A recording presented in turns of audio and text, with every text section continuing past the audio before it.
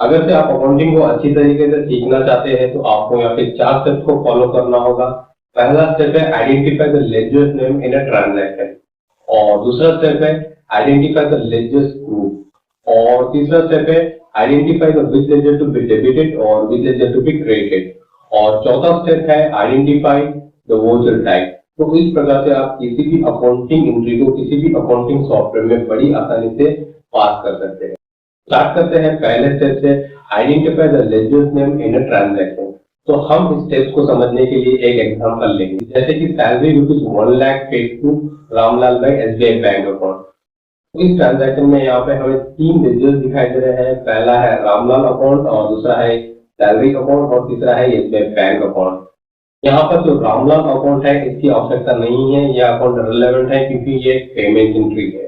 बढ़ते हैं दूसरे स्टेप की ओर, आइडेंटिफाई द लेजर्स ग्रुप। तो अगर से हम किसी भी अकाउंटिंग सॉफ्टवेयर में एक लेजर्स को क्रिएट करते हैं तो वहां पर उस लेजर्स को एक पर्टिकुलर ग्रुप के अंदर क्रिएट करना होता है। तो जैसे कि हमारे प्रेजेंट एग्जांपल में यहाँ पर हमने 2 लेजर्स को सिलेक्ट किया है। पहला है सैलरी अकाउंट, दूसरा है SBI बैंक अकाउंट। सैलरी का ग्रुप होता है इनडायरेक्ट एक्सपेंस, और SBI बैंक अकाउंट का ग्रुप होता है बैंक अकाउंट। बढ़ते हैं तीसरे स्टेप की ओर, identify which ledger to be debited और which ledger to be credited. यहाँ पर हमें गोल्डन अकाउंटिंग रूल्स का उपयोग करना होगा। जैसे कि हमारे प्रेजेंट एग्जांपल में हमने 2 लेजर्स को सेलेक्ट किया है। पहला है सैलरी अकाउंट और दूसरा है SBI बैंक अकाउंट। जो सैलरी अकाउंट है ये एक नॉमिनल अकाउंट है। नॉमिनल अकाउंट में एक्सपेंस को डेबिट किया जाता है और इनकम को क्रेडिट किया जाता है। ठीक उसी तरह SBI बैंक अकाउंट एक रियल अकाउंट है, और रियल अकाउंट में हमारी जो संपत्ति होती है, असेट होती है, उसे अगर से वो बढ़ती है तो उसे डेबिट किया जाता है, अगर से वो घटती है तो उसे क्रेडिट किया जाता है। तो फाइनली हम क्या करेंगे, गोल्डन अकाउंटिंग रूल्स का उपयोग करके यहाँ पर एक एंट्री को पास करेंगे, salary account data to SBI bank account.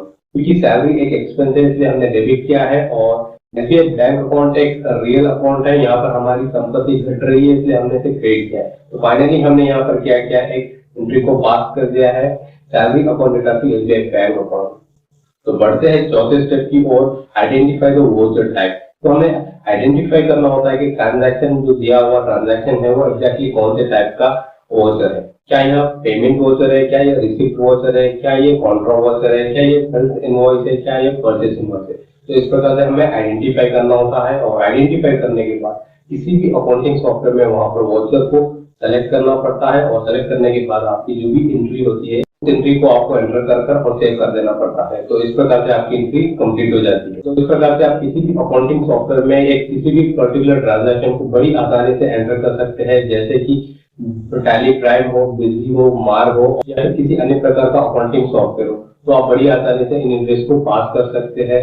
तो इस प्रकार से आपका जो भी एंट्री का पार्ट होता है इस प्रकार से आप कंप्लीट कर सकते हैं। जो भी आपका बचा हुआ एडजस्टमेंट एंट्री या फाइनलाइजेशन ऑफ अकाउंट्स होता है, आप उसे एंड ऑफ द मंथ या एंड ऑफ द क्वार्टर या फिर आप उसे एंड ऑफ द ईयर भी कर सकते हैं। मिलते हैं नेक्स्ट वीडियो में। Thanks for watching this video.